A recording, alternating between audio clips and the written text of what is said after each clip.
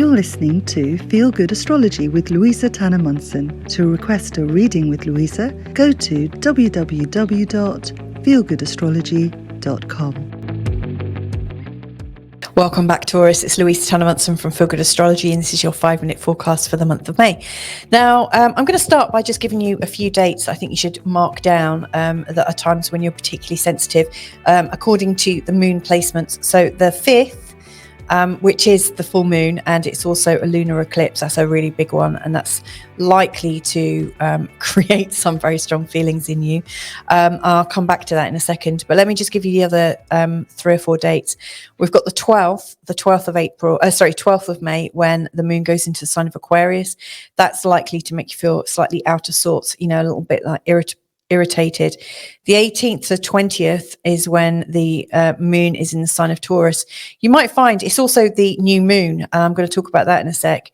It should be quite energizing for you, but you may well find you're a bit oversensitive.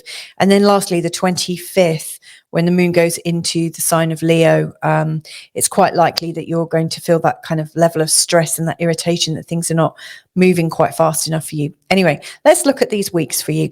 As far as I see it, the 2 main weeks are really the 1st and the 3rd that are the ones that, may well affect you. The other thing is it feels very much like things are like the sun is moving from your first house, like to do with your identity and how you see yourself, your personality, and how your star is rising a little bit, and into the second house. It's like, how do you enjoy the resources that are created through you being you? So this is like the overall theme, I would say. Now, in the first week, the biggest thing is the full moon, which is the lunar eclipse on the 5th. It's closing down on the energy that started on the 20th of April with the solar eclipse, but it's very, very personal to you. And it's taking place in your 7th house. So it just feels like there's a lot of conflict and polarity coming to you through your relationships.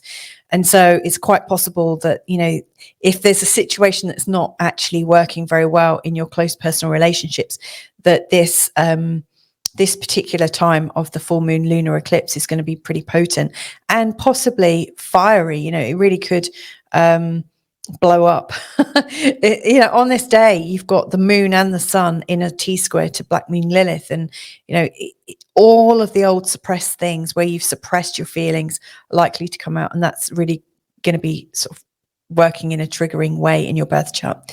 Now, later on that week, we've got Venus moving into your 3rd house, into the sign of Cancer. And that should smooth out a lot of the miscommunications that have come up, because of course we've also got Mercury going retrograde in your sign as well. So, it is time to apply yourself practically, but you don't want to be too practical in your thinking. It's time to be a bit creative. And I really do think as Venus goes, because she's your own planet as well, and as she goes into the 3rd, it's going to be pretty helpful.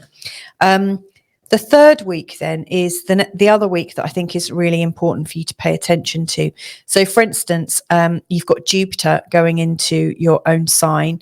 Now that's really, really great. It's been in your 12th house for the last year. And when you've got things going through your 12th house, it really opens up the mysteries of you, and it can bring up a lot of old depression, old unhealed thoughts and insecurities and things. We don't always feel very certain in the 12th house.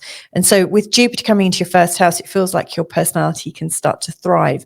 It can really feel like you're coming out of your shell. You're starting to really feel like yourself again. Be interesting to notice what was going on for you 12 years ago when Jupiter was last in this position.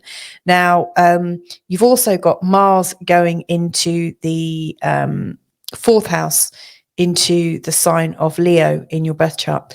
Now, a lot of people find that when Mars is in the 4th house, it creates a little bit of havoc at home. People start to get a bit defiant and arguments break out and stuff.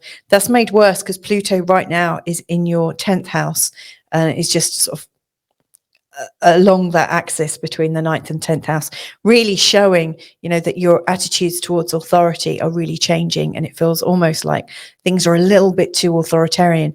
And so it's trying to get that balance right between the privacy and the control you have at home and any control you might have out in the public domain. And that's really quite tricky and possibly traumatic. Towards the end of the month, then we've got the sun going into the sign of Gemini, and I really think that's going to start things moving again for you. You're going to start applying yourself. It's less about who you are and how you identify, and more about what value you're bringing in the world. So anyway, that's I didn't mention the new moon because that's pretty big for you. The new moon on the 19th is really, really important. This, followed by the sun changing signs on the 21st, is the thing that's likely to be maneuvering you out into a new way of being and a new way of giving value back. So anyway, I hope that's helpful. If you need any guidance or anything, then drop me a line. It's louisatannermunson@gmail.com, or you can go to www.feelgoodastrology.com. Anyway, take care. Lots of love, and see you next month. Bye for now. To request a reading with Louisa, go to www.feelgoodastrology.com.